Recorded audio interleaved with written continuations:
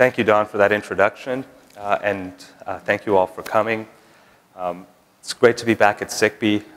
Was just starting to reminisce that it was about 13 years ago when, as an undergraduate, I attended my first scientific meeting, which was SICB.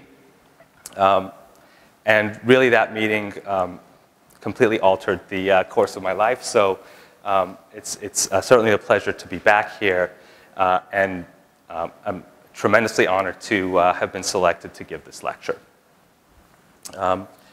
So just to give you a little sense of what I do, like Don mentioned, I consider myself an integrative biologist.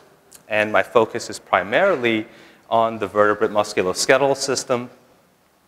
And in that framework, I try to pose generally two types of questions, which I consider to be sort of flip sides of the same coin. First, I'm interested in trying to understand how the mechanical properties or the mechanical demands of movement at the level of the organism ultimately drive variation in physiology and morphology. And the flip side of that is that I also am interested in understanding how the basic fundamental physiological principles of this system ultimately set an upper limit in terms of locomotor performance. So that's the general approach, and I would say that an integrative approach works really quite well in a system like the musculoskeletal system, which is organized in this nicely hierarchical nature. So the fact that it's organized this way allows us to study the system at various levels of organization, whether it happens to be movement at the level of the whole organism, down at the level of organs and organ systems or cells, and ultimately down at the level of the vertebrate sarcomere, which is really the fundamental unit of contraction in muscle. I would argue that in the last 50 or 60 years, our knowledge of how the vertebrate sarcomere works has really advanced pretty rapidly. So our understanding there is generally starting to be pretty good.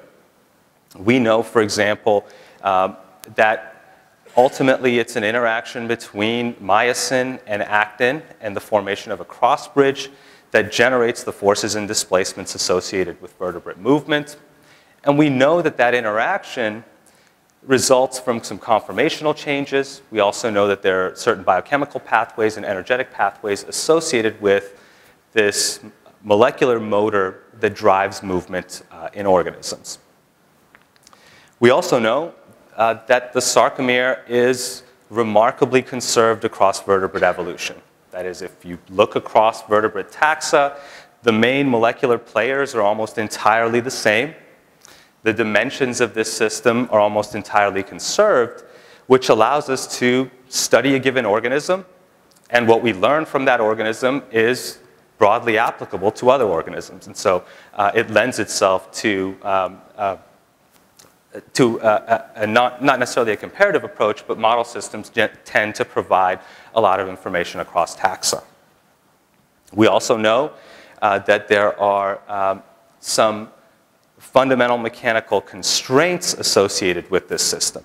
That is, we've known for a long time, and this is a fairly familiar graph of force as a function of length, and this is a familiar shaped curve where we know that force that's produced by the sarcomere is strongly length dependent. That is, maximum forces can only be generated over a limited length range, where overlap between actin and myosin is maximized. If we move out to extreme lengths here, we have less overlap between those filaments, fewer cross bridges can form, and as a result, the capacity to generate force begins to drop. So force is strongly length dependent. We've known that for a long time. Force is also dependent on the speed of a contraction. This is another familiar force-velocity relationship. And this really results from the fact that as contractions get faster and faster, there isn't sufficient time for these cross bridges to detach. And rather than contributing to force, they actually start to counteract force production in the sarcomere. And we know these properties intuitively. We know that if there's a weight on a table and if it's a relatively light weight, you can pick it up fairly quickly. And if that's a heavy weight, you're not going to be able to pick it up nearly as quickly. So that's really a manifestation of these sarcomere level properties that are occurring at the level of the whole organism. So when we go back, we have a highly conserved system that also has these basic constraints associated with it. And as a comparative biologist, I'm constantly amazed by the natural world. And so when we think about the fact that amongst vertebrates, the molecular motors have these basic underlying constraints, it's hard to see where those constraints are occurring when you look at organisms performing really spectacular tasks in nature. And so I would say when we observe nature, we see organisms generating tremendously high power outputs like this frog, generating extremely high forces, operating over relatively long length ranges, and organisms moving really rapidly. And I would say that if we have underlying constraints at the level of the sarcomere, but we see organisms performing spectacular tasks, if we want to understand how they're overcoming those constraints, we really need to begin to investigate intermediate levels of organization that, in essence, decouple the properties and the forces and displacements that are generated by the sarcomere from the forces and displacements we see at the level of the whole organism. And a few examples of these are fiber architecture, that is, how individual cells are organized within, spatially organized within a muscle, the properties of tendons, which can amplify power, and skeletal lever systems that can also decouple the input and output force that's generated by muscles. So all these intermediate levels of organization tend to decouple the properties of the sarcomere from the organism. And this is really where I think there's a place for really understanding or allowing us to really integrate what we know about the sarcomere and what we know about movement at the level of the whole organism. And so this is really where I'm focused primarily. And so I'm going to tell you about two studies that really exemplify this kind of integrative approach. First, I'm going to talk about the effect of fiber architecture on muscle performance. And we'll be using wild turkeys for our model system there. And then I'm going to move on to optimal force production during frog jumping. Let's start with fiber architecture. If you open your basic physiology textbook, the simple treatment you get is going to be a dichotomy between parallel fibered muscles and pinnate fibered muscles. Parallel fibered muscles have these long fibers that go from one end to the other end of the muscle. They have long fibers. Those long fibers can generate relatively larger displacements. And as a result, parallel fibered muscles are considered to be specialized for velocity. In contrast, pinnate fibered muscles have these short fibers, which are oriented at an angle relative to the muscle's line of action. Those short fibers allow more fibers to be packed into a given volume, and packing more fibers into a given volume allows force production to be relatively higher. I would say that's a great starting point. There's nothing wrong with that simplified dichotomy, but we can really push our understanding of this system further. Now, if we consider pinnate muscles, and I'm leaving parallel fibered muscles behind for now, one of the defining features of these muscles is the fact that when the muscle contracts and these fibers shorten, they not only shorten along their length, they also change orientation relative to the long axis of this muscle. That is, if we start with some angle alpha, that angle changes relative to the line of action. And in fact, it's that change in orientation that drives shortening of this whole muscle by allowing these tendon sheets, which are shown in gray, to sort of slide past each other. So changes in orientation really drive shortening in these muscles. And we can start to understand the functional significance of this by using a really simple diagram. So here we have a cartoon of a pinnate muscle with what happens to be a 4 centimeter muscle fiber attached at an angle alpha that happens to be 30. If we impose 1 centimeter of shortening on that muscle fiber, so we go from 4 to 3, that 1 centimeter of fiber shortening corresponds to an increase in the pennation angle of the muscle. Most importantly, what we get out of this muscle is 1.3 centimeters of muscle shortening. So the shortening that occurred at the level of the fiber is amplified by the fact that there's this change in orientation of these fibers. If we're amplifying our output displacement, that really translates to a velocity advantage in this system, which we can characterize as the muscle's gear ratio. And that happens to just be the ratio of muscle shortening to fiber shortening, and so that happens to be 1.3 in this case. So we're getting a little bit more velocity, or 1.3 times as much velocity out of this system simply because of this dynamic architectural feature. But that comes at a cost, and it comes at a cost to force. So if we calculate how much of the fiber force we're actually able to utilize in this system, it happens to be only 77%.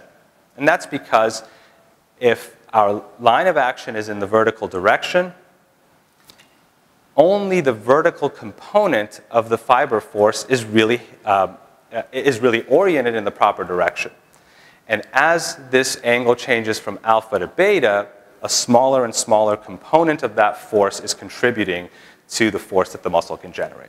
So not only do we have a force-velocity trade-off at the level of the sarcomere, we really have a force-velocity trade-off that occurs at the level of architecture as well.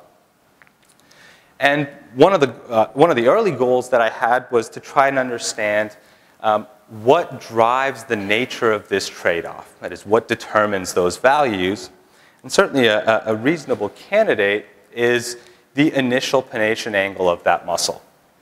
So if we're to define the pennation angle of a parallel fibered muscle, that angle would be 0, and the gear ratio would be 1. Whatever displacement the fiber undergoes, that's the same displacement you're going to get out of the whole muscle. So initial pennation angle is certainly a great candidate. Less obvious is how this muscle changes shape.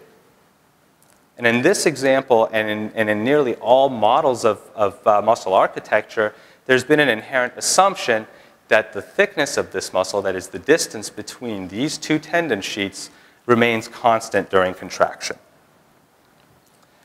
But we know that muscles change shape. So I think it's pretty obvious that that is an assumption out of convenience more than reality, because we see muscles changing shape all the time. Anytime you see a bodybuilder flex their muscles, what you're really seeing is the muscle changing shape. That really manifests from the fact that muscles are constant volume structures. So when they shorten in one direction, they have to expand in other directions in order to keep that constant volume. And so that's what we're seeing here. And if you're not convinced yet by Arnold, you can test this on yourself. I find the masseter to be a particularly good bulging muscle. So if you put your hand on the corner of your jaw, close your jaw, and then bite down real hard, you'll actually feel your masseter pushing out this way. Force vector in this direction makes absolutely no sense, but it's just a byproduct of the fact that that muscle is changing shape in order to keep a constant volume. So we know they change shape. We also now want to know exactly what that means in terms of the muscle's performance, particularly in determining the gear ratio of the muscle. So we created some three-dimensional animations where we can keep the animated muscle at a constant volume, and we can impose different kinds of shape changes on the system and then use these models to see what effect that has on the muscle's gear ratio. And so I'm just going to show you two examples, pretty extreme examples from a range of shape changes that we imposed on these models. I'm going to show you one where the thickness increases, one where the thickness decreases. And we'll look at that muscle in lateral view and then in top view so we can see how that muscle is changing shape.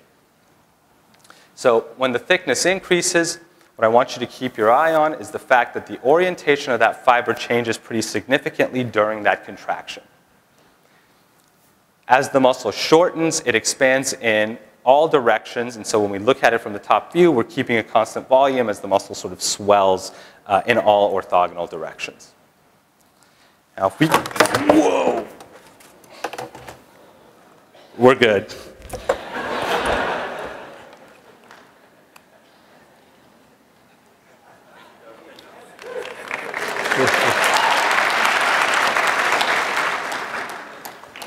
Cat-like reflexes. So if we look at the example where we force the muscle to decrease in thickness, what I want you to keep an eye on is the fact that the trajectory and orientation of that fiber basically stays in its original place. So the fiber is shortening only along its original trajectory as the thickness, the distance between these two tendon sheets, starts to shorten. Now, we get something pretty silly down here. We're shortening it in this dimension. The muscle's shortening along its long axis, so it's having to really expand in that third direction in order to keep a constant volume. I wouldn't say this is a particularly realistic simulation, but it's one that I think is fairly informative. And we can use these simulations and actually get some numbers out in terms of how these shape changes affect the performance of muscle. If the thickness increases and we impose the exact same fiber shortening in two conditions, when the thickness increases, we get a change in the orientation that is about 20 degrees. That results in a gear ratio of nearly 2. So this seems to be a type of shape change that is ideal for generating high velocities. If the thickness decreases, that same 13% fiber shortening results in no change in orientation and a gear ratio of 1. I would argue this is ideal for force in that the force generated by that fiber, a larger component stays in line with the muscle's line of action. So naturally, the next question based on these simulations is, well, if we look at a real muscle, are we going to see the shape changes favor force, or are they going to favor velocity? Our experimental system, like I mentioned before, was the lateral gastrocnemius of wild turkeys, where we used an in situ preparation. We've taken over the nervous system and are artificially stimulating this muscle. We use sonomicrometry implanted in a triangular array where we can measure fiber velocity with this pair of crystals. We can measure the pronation angle by defining this triangle. And I'll just mention that sonomicrometry is a method used to measure distances between pairs of crystals. And we can measure the muscle thickness by looking at the distance between these two crystals. So that certainly gives us a lot of information. We can then attach this muscle to an ergometer that allows us to measure muscle force and muscle velocity. And if you recall, the ratio of muscle velocity to fiber velocity is going to be gear ratio in this system. We then allow this muscle to contract against a whole range of forces that it can generate, and then we examine what our pattern looks like. This is our first set of results. I have change in muscle thickness, that's in this dimension, plotted against muscle force. And I'm going to have the same x-axis for the next few slides. So we're increasing muscle force. 1 would be the maximum isometric force that this muscle can generate. Interestingly, if we're at low forces, we also happen to be at high velocities because of the muscle's force-velocity properties. And at high forces, we happen to be at low velocities for that same reason. So on this end of the axis, we're doing low force, high velocity. On this end of the axis, it's high force, low velocities. What you'll notice in this pattern is that there isn't a single way in which this muscle changes shape. What we see is that when it's contracting rapidly and against a light load, the thickness increases. When it's contracting slowly against a heavy load, the thickness decreases. So that seems to be a pattern that's consistent with our change in fiber orientation, where we see more rotation occurring during fast contractions, less rotation occurring during forceful contractions. And finally, what we're really after is characterizing the gear ratio in this muscle. And what we see is that the muscle isn't operating with a single gear, but that it actually operates across a range of gears. And so, in fact, it operates with a high gear ratio when it's contracting rapidly, and a low gear ratio when it's contracting against a heavy load. Now, this is somewhat surprising, in fact. What we really predicted initially was that we're going to be able to define the gear ratio for this muscle. There's no reason to think that increasing the load on the system is necessarily going to have an effect on the muscle's gear ratio. But what we find is, I would argue, much more interesting in that when the muscle needs to contract rapidly, its architectural features favor velocity. And when it needs to contract forcefully, its architectural features favor force. And it's doing this without any fancy motor control that's overlying the system. Remember, we've taken over the nervous system in this muscle. So there isn't anything in terms of control that's changing the gear ratio. It's simply a function of the passive structural elements that are controlling the shape of this muscle. And so we were able to conclude that similar to an automatic transmission system, gear ratio in pinnate muscles is self-regulated to match the mechanical demands of a contraction. So for a second, let's go back to this fiber force-velocity relationship. It could be the sarcomere force-velocity relationship that we talked about earlier. So if that's the force-velocity relationship in a fiber, if we have a muscle that's got a fixed gear ratio, let's say it's 1.2, at any point along this curve, we have a constant offset in force and velocity advantage. That is, at any point, we are generating 1.2 times the velocity of the fiber and 83% of the force. However, if under the variable gearing condition, it looks quite different, where during forceful contractions, we're capable of using more of the fiber force, and during rapid contractions, we're amplifying velocity to a greater degree. So in fact, this appears to be a mechanism that allows organisms to circumvent, at least partially, some of the force-velocity constraints that are associated with the sarcomere. And if we start to take this out to the level of the whole organism, Tom Roberts certainly has done a lot of work on how this muscle operates in vivo during running. So this is a turkey running on a treadmill. And we can measure the forces that muscle is generating and the displacements that muscle is generating.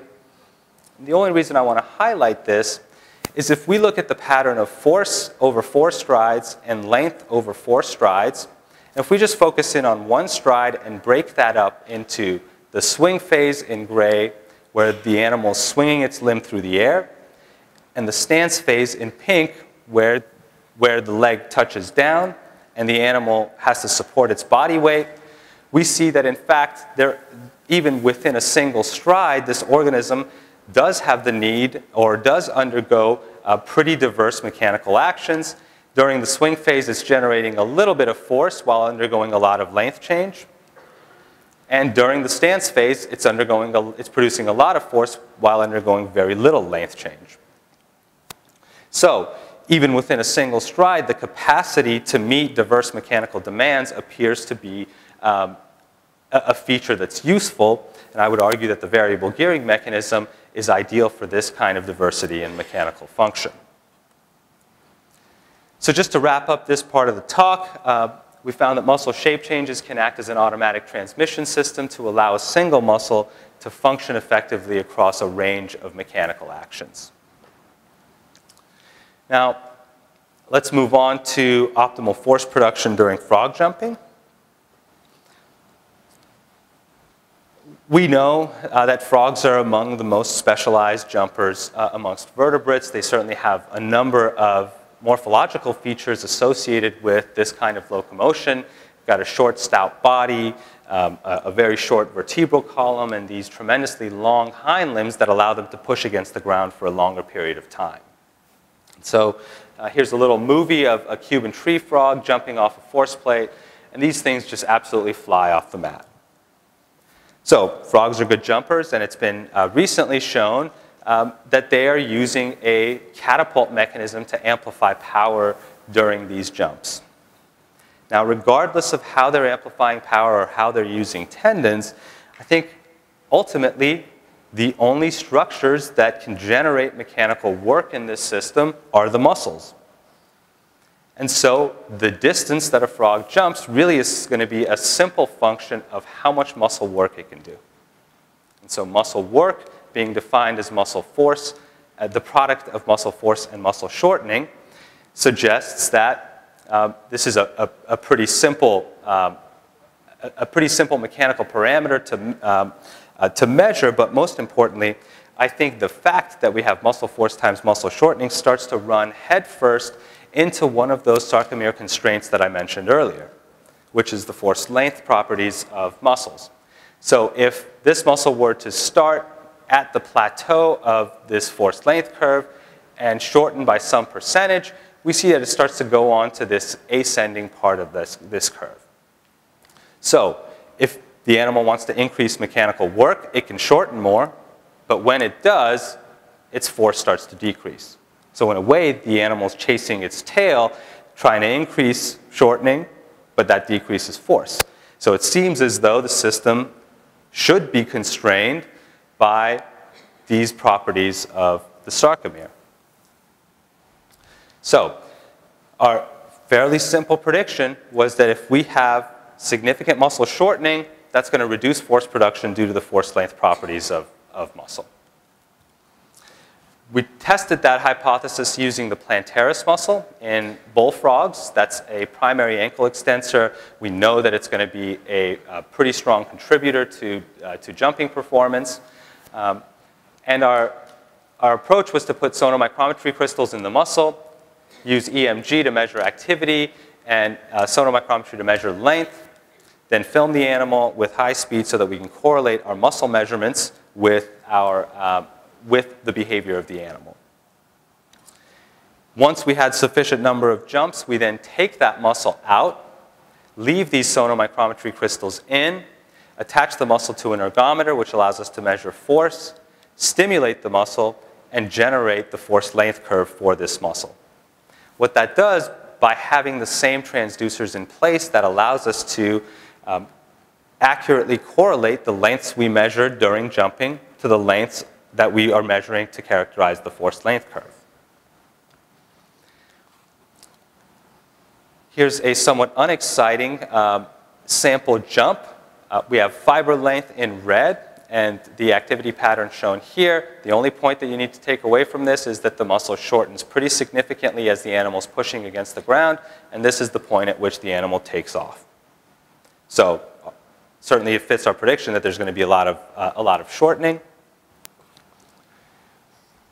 These are force length curves. They're cumulative for 4 individuals. So force is plotted against length, and we've now normalized this to optimal or maximum isometric force and optimal length.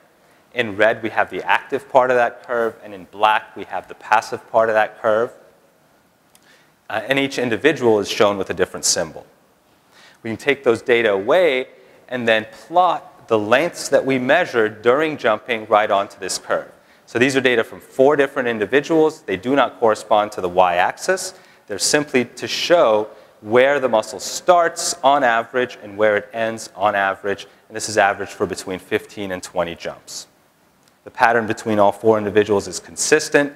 All 4 individuals start at tremendously long lengths and shorten onto the peak of that length tension curve. Now, if you remember, originally, we thought maybe the muscle starts here and starts to shorten and starts to pay the price associated with the force length properties. This is what we get. And in fact, it turns out that operating at these long lengths is actually really good for generating high forces.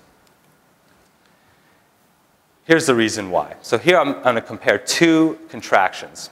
First one is going to start at the optimal length and shorten by 30%, and that's shown here. That's the force profile for that contraction.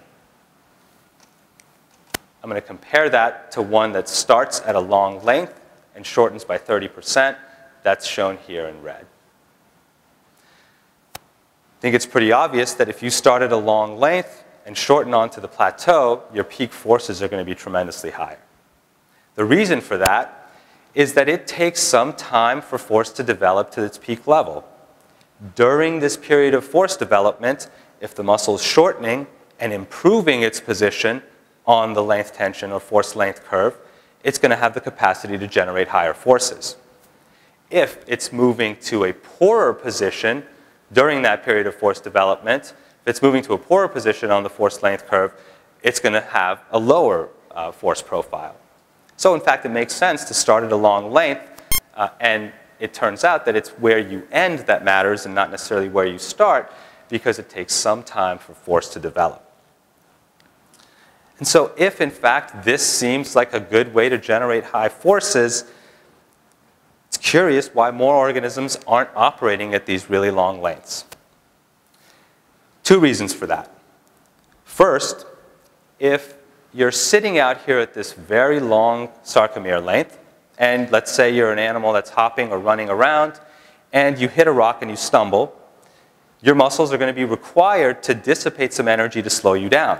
In order to do that, the muscle is going to actively lengthen from that point, and if it does, that muscle can get damaged pretty seriously. However, we know that frogs are jumping with a single shot type of movement, so as a result, they're not at risk when they're sitting out here. They're simply waiting to jump. They're not going to have to lengthen their muscle. The second reason animals are not operating at these lengths is because of the passive properties of muscle. In order to even get to this length, the organism has to overcome a lot of passive tension to stretch itself to that length. So with body weight or antagonistic muscles required to generate relatively high forces to get you to that length, it turns out that that's going to limit that's going to limit how long your muscle can be before you can start shortening. Now, if you remember this plot from a few seconds ago, it certainly looks like our passive curve seems pretty compliant. And in fact, if you compare that to the passive curves that you see for most, or in most textbooks, this is really where they lie.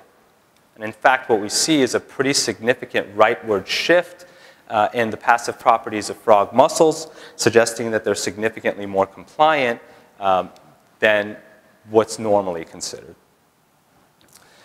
Originally, we thought, well, maybe our experimental protocol is somehow biased and we're sort of artificially pushing these lengths to these longer lengths. But as we looked a little bit closely at values that were in the literature and started to do a meta-analysis, I would argue a really interesting pattern started to emerge.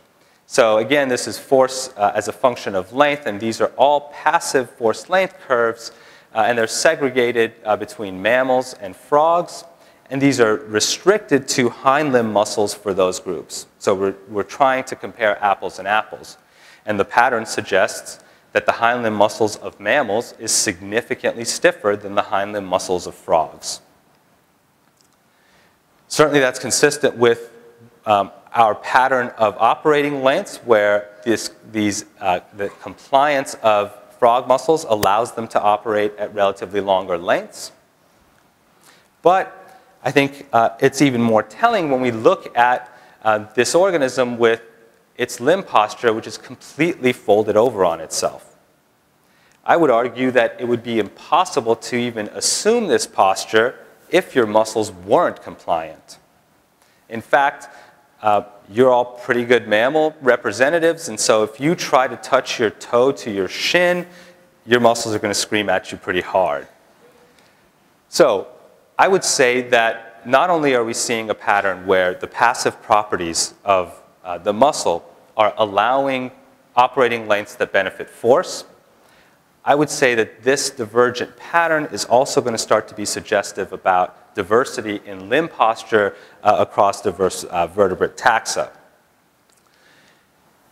And so once we had this pattern, I think we're continuing to try to understand one, this interrelationship between the passive properties of muscle, their capacity for force production, and their locomotor modes, but also trying to understand what's the structural underpinning between that results in this kind of variation in the passive elastic properties of muscles. So just to conclude this part, we were able to show that lower passive stiffness in frog muscles enhances force production during a behavior that requires significant muscle shortening. So it's, in fact, this alteration in passive stiffness that allows them to operate at these long lengths and generate relatively higher peak forces. And finally, I hope I was able to convince you that studies at intermediate levels of organization can help bridge the gap in our understanding of muscle-powered movements. So that's certainly a pitch for integrating across levels of organization, and that this integrative approach can reveal novel features of the system which allow organisms to circumvent the constraints of the sarcomere. So I would like to acknowledge all past and present collaborators for inspiring me in various ways. Funding agencies, NIH funded a postdoctoral fellowship, and NSF funded some of the frog jumping work.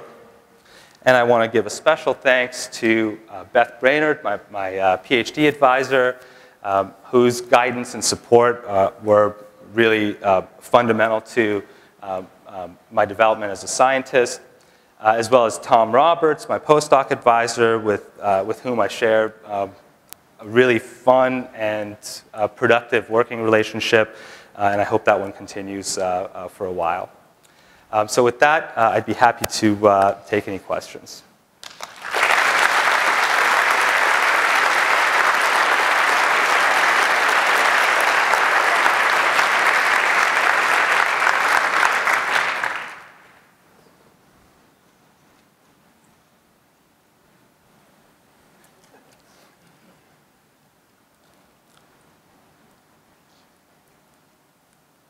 Any questions?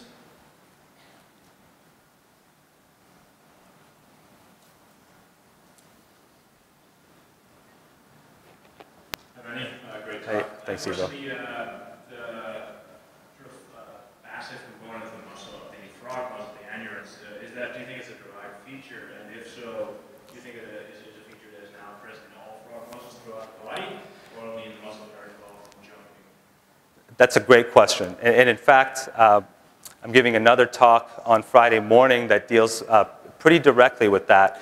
So when we have this pattern between mammals and anurans, one thing that's hard to decipher is whether what we're seeing is just a phylogenetic taxonomic differentiation between these two groups, and all mammalian muscles are stiff and all frog muscles are compliant, or whether this is associated with the mechanical function that these hind limb muscles are performing during locomotion. And so our approach really has been to compare two muscles, one that's generating mechanical energy in the hind limb, and one that's dissipating mechanical energy in the forelimb, to try to understand whether if we restrict ourselves not to just one species, but to two ends of a single locomotor behavior, are we going to see a difference in their passive properties, or are they going to look the same? And so that allows us to get at this question of whether those differences are phylogeny related or function. The other question was over here.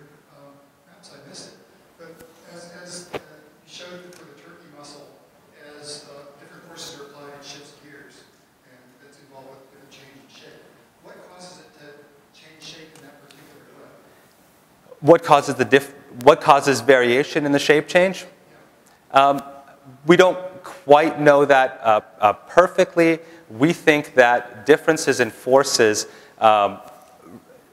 differences in loads allow the muscle to simply change shape based on the passive structures that are surrounding it, and and the levels of force can determine variation in shape changes, as the muscle simply is going to change shape based on the most compliant way it can. And so forces can differentiate the way in which the muscles change shape But we don't know exactly what structures are involved and exactly what triggers that variation in shape change.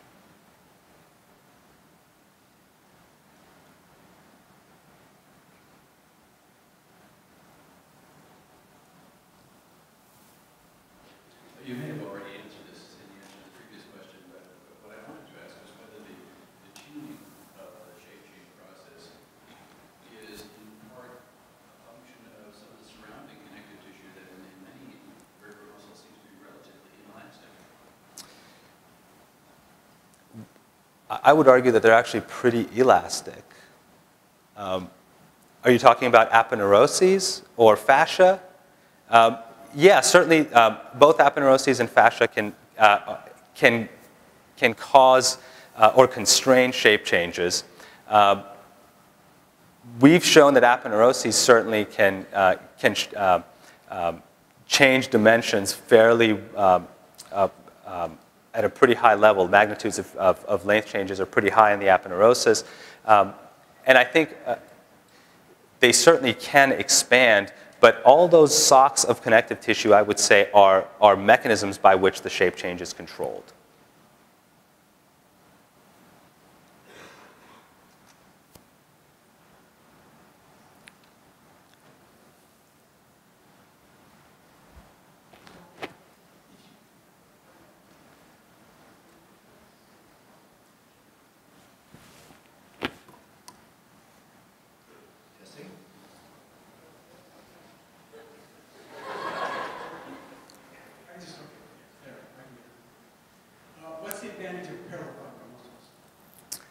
I think they generate relatively larger displacements. And in fact, you know, I searched for a good parallel fibered muscle, and they're not that prevalent. Almost every muscle that I look at has some level of pennation. I mean, they're there. I would say that their primary benefit is that if you've got a really long fiber, it can generate relatively larger displacements. Could you also do that with just a skeletal here by having a low mechanical advantage in the skeleton? Sure. If changing the lever system is an option through evolution, then that certainly is a way to do it.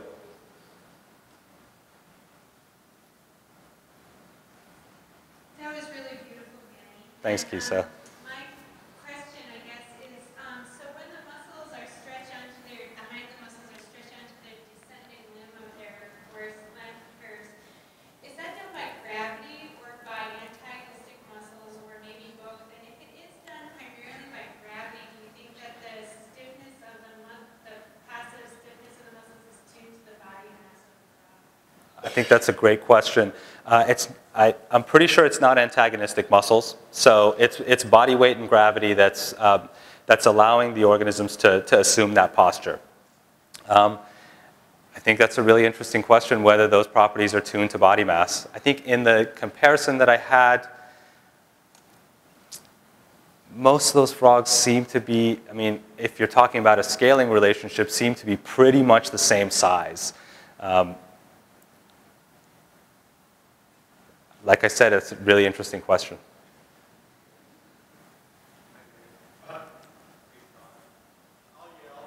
Yell, Tom.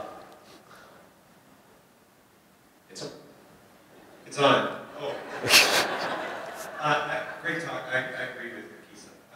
My question is on the steepness of those passive curves. And when I'm watching this movie, I'm wondering about the timing of the load of the passive structures and whether or not if you extend that passive muscle at the rate that it's extended has a similar stiffness. Oh, are you talking about a velocity dependence in its stiffness?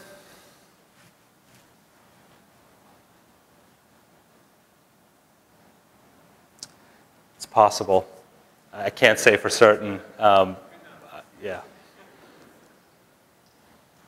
Yes, with respect to the question about phylogenetic versus functional signal behind the muscles of frogs, have you looked at certain species of Oreophorinella which apparently have lost the ability to hop, or at least hop repeat?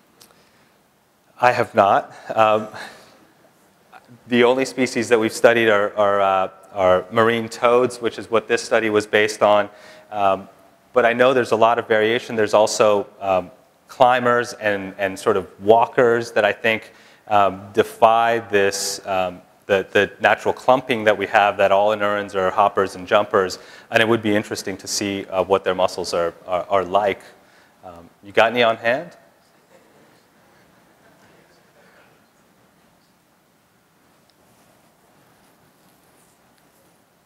All right. Well, we'll conclude this by giving this award. John, would you come forward, please? So John Leiden is joining me here on the podium. John Leiden is the founder of Sable Systems International. He was a student of George Bartholomew's, and he's been providing continuous support for this lecture and for the awards for this lecture. So I have a plaque for you. Thank you. That recognizes Lovely. your award. Congratulations. Thank you.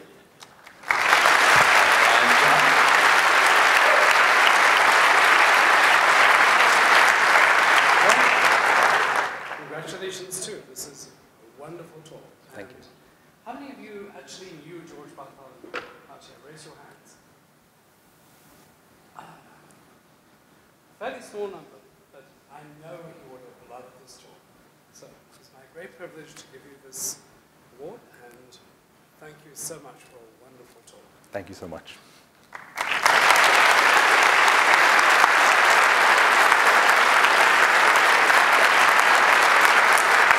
So this concludes this part of the lecture, but we have a reception out front with food and goodies. And so help yourself.